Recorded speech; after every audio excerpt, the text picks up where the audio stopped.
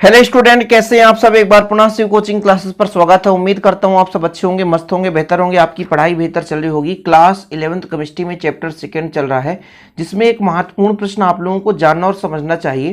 Chromium और copper में अपवाद क्या होता है। आप लोगों ने आपबाहु का नियम पढ़ा, हुंड का नियम पढ़ा, और बच्चों इसमें जो है क्रोमियम और कॉपर में अपवाद है। आपबाहु के नियम का अपवाद है, हुंड के नियम का अपवाद है। इसके पीछे रीजन क्या है उस पर हम चर्चा करेंगे, और क्वेश्चन काफी महत्वपूर्ण है, इसलिए आप लोगों को सीखना और समझना जरूरी है। जैसे क्वेश्चन पूछा जाता है, क्रोमियम में 3d4 4s2 ना होकर 3d5 4s1 इलेक्ट्रॉन भरे जाते हैं, जबकि कॉपर में 3d9 4s2 ना भरकर 3d10 4s1 इलेक्ट्रॉन भरे जाते हैं। क्यों? देखो क्वेश्चन तो आएगा कि क्रोमियम और कॉपर के अपवाद को समझाइए, या क्वेश्चन बन जाता है क्रोमियम में 3d4 और आपका 4s2 ना भरकर 3d5 4s1 भरा जाता है, और कॉपर में 3d9 4s2 ना भरकर 3d10 4s1 भरा जाता है। क्यों? ऐसे ही क्वेश्चन सेम पूछा जाता है। आपबाहु के अपवाद को समझाइए, क्वेश्चन ऐसे भी पूछ दिया जाता है, तो आपको समझना है। सबसे पहले हम बच्चों इनके इलेक्ट्रॉनिक विन्यास पर चर्चा करता हूं, क्योंकि इलेक्ट्रॉनिक विन्यास जब आप सीखोगे तभी क्लियर हो पाएगा। मैं क्रोमियम की बात करता हूं। सबसे पहले क्रोमियम की, ये आपका क्रोमियम है बच्चों, जिसका परमाणु क्रमांक आपका 24 है। ठीक है, क्रोमियम का परमाणु क्रमांक कितना है आपका? 24 है कि 25? बताओ आप लोग। तो 24 है। क्लियर? इसका इलेक्ट्रॉनिक विन्यास निकालते हैं बच्चों। इलेक्ट्रॉनिक विन्यास निकालेंगे तो 1s2 2s2 2p6 3s2 3p6, फिर बच्चों आपका 4s होता है 4s2 और 3d आपका कितना बचेगा? 4। तो ये क्या सही है? तो बिल्कुल गलत है। हालांकि हम 3d4 4s2 बाद में लिख सकते थे, बिल्कुल गलत है। इसको सही करने के लिए हम यहां तक सेम भरेंगे और ऐसा भर देंगे 3d5 और 4s1, ऐसा भरेंगे तो आपका सही होगा।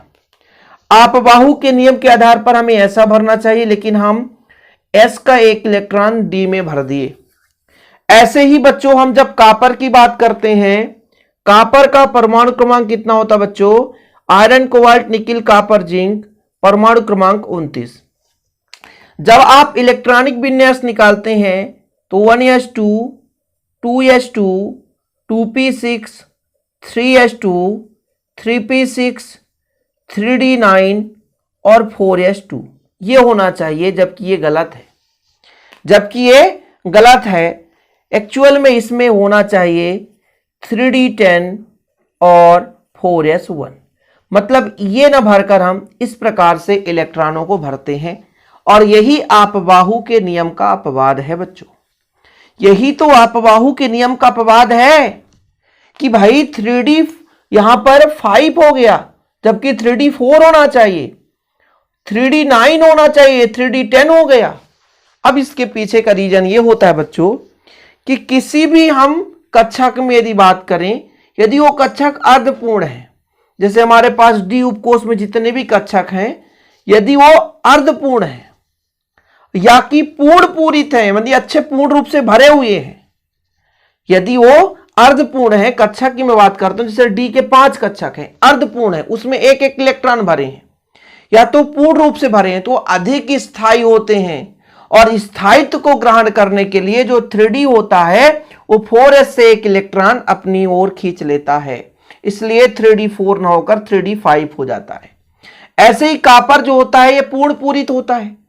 जैसे 3d10 भर गया तो पूर्ण पूरित हो गया, अब पूर्ण पूरित हो गया तो स्थायी, मतलब स्थायी बनना चाहता है। जब d में 10 इलेक्ट्रॉन पूर्ण रूप से भर गए तो वो स्थायी हो गया। तो इसी स्थायित्व को ग्रहण करने के लिए कॉपर 4s से एक इलेक्ट्रॉन अपनी ओर ले लेता है, और बच्चों यहां पर बचता है 4s1 और 3d10 हो जाता है। ठीक है, चीजें समझ रहे हैं? अब मैं यहां पे थोड़ा सा आपको 5 कक्षक में अर्धपूर्ण और पूर्ण पूरित इलेक्ट्रॉन के बारे में बता दूं। जैसे डी में आपको पता है बच्चों 5 कक्षक होते हैं, 1 2 3 4 1 5। अब 5 कक्षक हैं, यदि इनमें एक एक इलेक्ट्रॉन भरा हो बच्चों, केवल और केवल एक एक इलेक्ट्रॉन, तो ये आपका अर्धपूर्ण कहलाता है। यदि किसी में मान लो 4 ही भरा रहता है, एक खाली होता, तो वो थोड़ा सा अस्थायी है। लेकिन ये इसमें 5 भरे हुए हैं, एक एक पूर्ण रूप से भरे हुए हैं, मतलब अर्धपूर्ण कक्षक है, तो ये अधिक स्थायी है। ऐसे ही बच्चों हम बात करते हैं जब मान लीजिए 5 कक्षक में 2-2 इलेक्ट्रॉन भरे हो, कितने कितने 2-2 इलेक्ट्रॉन भरे हो, तो ये पूर्ण भरा कहला जाता है। देखिए जरा 1 2 3 4 5 6 7 8 9 10, तो या तो अर्धपूर्ण हो, ये कहलाता है अर्धपूर्ण, ठीक है, और इसे बोलते हैं पूर्ण भरा हुआ इलेक्ट्रॉन, ठीक है। तो या तो अर्धपूर्ण कक्षक हो या तो पूर्ण पूरित कक्षक हो, तो ये अधिक स्थायी होते हैं। और स्थायित्व को ग्रहण करने के लिए, जैसे क्रोमियम में आपका 3d4 होना चाहिए, लेकिन 3d5 हो गया, क्योंकि 3d4 में अस्थायी है। स्थायित्व को ग्रहण करने के लिए s से एक इलेक्ट्रॉन ले लेता है, इसलिए 3d5 हो जाता है। ऐसे ही कॉपर में 3d9 होना चाहिए, लेकिन ये अस्थायी है। स्थायित्व को प्राप्त करने के लिए s का एक इलेक्ट्रॉन ले लेता है, 3d10 हो जाता है। तो यही कारण होता है बच्चों। अब देखिएगा जरा, यहां पर क्रोमियम कॉपर का समान इलेक्ट्रॉनिक विन्यास आर्गन है।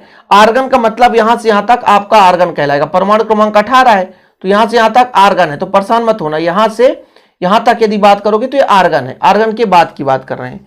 3d4 4s2 होना चाहिए, परंतु 3d में 5 इलेक्ट्रॉन होने से अर्धपूरित होता है, जो अपेक्षाकृत अधिक स्थायी हो जाता है। इसलिए 4s2 कक्षक में से एक इलेक्ट्रॉन 3d में चला जाता है और 3d5 4s1 बना देता है। बच्चों चीजें क्लियर है कि यहां पर देखो, यहां पर आपका 3d4 4s2 तो बिल्कुल गलत है, तो यहां से एक इलेक्ट्रॉन इसमें चला जाएगा, 3d5 हो जाएगा, जो अधिक स्थायी हो जाएगा।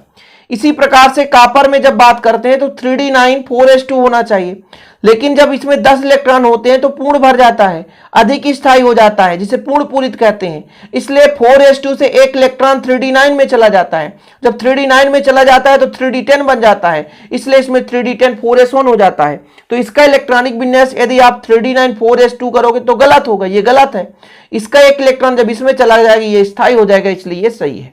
और यही आपका बच्चों क्रोमियम और कॉपर का अपवाद है। उम्मीद करता हूं चीजें क्लियर हो गई होगी कि किसी भी हम कक्षक की बात करते हैं, जब मान लीजिए डी उपकोष में कक्षक अर्धपूर्ण हो, इसमें एक एक इलेक्ट्रॉन भरा हो, या तो पूर्ण रूप से भरे हो, मतलब 2-2 इलेक्ट्रॉन भरे हो, तो अधिक स्थायी होते हैं। और इसी स्थायित्व को ग्रहण करने के लिए वो 4s से इलेक्ट्रॉन अपनी ओर ले लेते हैं, इसलिए क्रोमियम में 3d5 हो जाता है और कॉपर में 3d10 हो जाता है। ओके बच्चों, यही आपका उत्तर हो जाएगा। स्क्रीनशॉट ले लें और ऐसे ही लिखेंगे।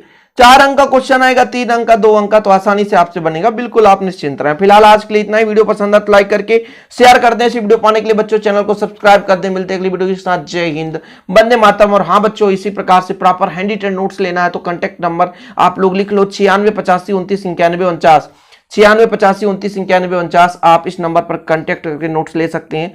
100 रुपीज चार्ज 1 सब्जेक्ट के, ऑल चैप्टर के नोट्स दिए जाएंगे। डिस्क्रिप्शन पे ऐप का लिंक होगा, ऐप भी आप डाउनलोड कर लेना शिव कोचिंग क्लासेस के नाम से। ओके बच्चों, जय हिंद, वंदे मातरम।